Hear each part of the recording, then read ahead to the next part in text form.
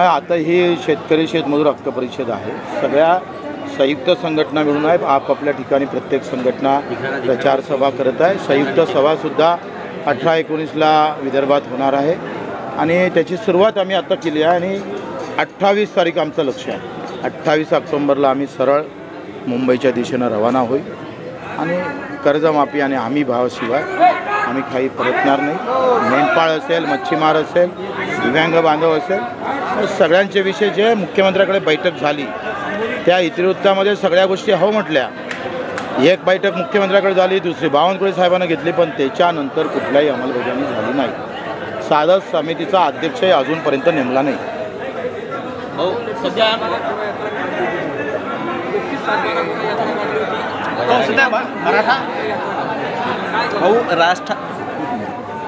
काय झालं म्हणजे आता चालू आहे. कसं आहे, असं नाही आहे का 2-3 हजार कोटीची मागण्या. या मागण्या मोठ्या आहे. लढा मोठाच उभा करावा लागेल आणि मोठा लढा उभारण्याची आम्ही तयारी करतो. सध्याचे मनोज जरांगे यांचं आंदोलन सुरू आहे, त्या संदर्भात आता टीका होते. राज ठाकरेंनी सुद्धा टीका केलेली आहे की याला जबाबदार शिंदे आहेत.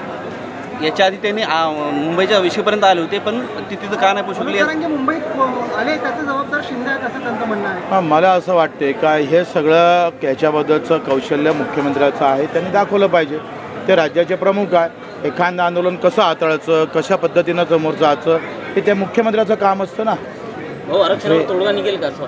मला असं वाटते का आमची ही शेतकऱ्याची लढाई आहे. शेतकऱ्याच्या लढाईमध्ये कुठल्याही जातीपाती धर्माचा उल्लेख न करता ही लढाई मजबूत होणं गरजेचं आहे. आज जर या सगळ्या संदर्भात बोललो तर माझा सगळ्याच भागातल्या सगळ्याच जातीतला शेतकरी आहे. त्याच्यावर या आंदोलनावर काही परिणाम होऊ नये याचाही आम्ही प्रयत्न करतो आहे. आखरी माझं असं मत आहे का कुठलंही आंदोलन असो, ओबीसीचं असू दे का मराठ्यांचं असू दे का दलितांचं असू दे, हे सगळं जे काही असेल त्याला कसं हाताळायचं, त्याला कशा पद्धतीनं समोर जायचं, ते आंदोलक म्हणून दुश्मन समजू नये. ते आखरी आंदोलक आपल्या मागणीसाठी येत असतं. प्रत्येकांच्या वेगवेगळ्या मागणी असते. तर तुम्ही तिथले हॉटेलं बंद करून टाकले, तुम्ही तिथं चहा पाण्याची व्यवस्था केली नाही, तर हे मोगलशाही झाली ना.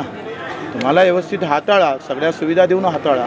ते कौशल्य मुख्य देवेंद्र फडणवीसकडे कमी आहे असं वाटत नाही. त्या बाकीच्या सगळ्या लावलगड्यामध्ये तर भरपूर मोठे आहे. कोणाचं कसं भिसकून द्यायचं त्याच्यात तर ते एक नंबर आहे.